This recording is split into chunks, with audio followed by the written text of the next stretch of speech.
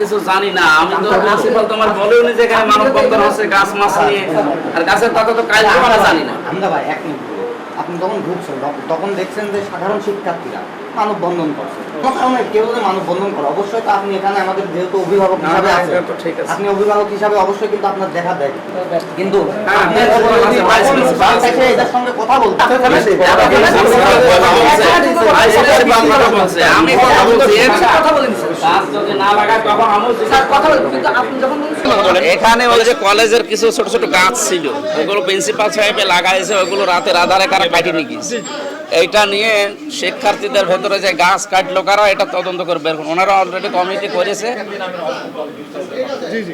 করেছে, এখন তদন্ত রিপোর্টটা দিই কারা কাটেছে। এই তদন্ত রিপোর্ট না হলে না, আমরা আজকে একটা খেলার অনুষ্ঠান ছিল, আমরা প্রধান অতিথি ছিলাম। আমার প্রিন্সিপাল সাহেব এবং কলেজ কর্তৃপক্ষ দাওয়াত দিয়েছে গত পরশুদিন। আজকে সেটা 10টা থেকে 12টা পর্যন্ত আমার থাকার কথা ছিল, 2 ঘন্টা আমি এখানে ছিলাম। এই অনুষ্ঠানে এসে হয়েছে কিছু গাছ কাটার, ওইটা নিয়ে একটু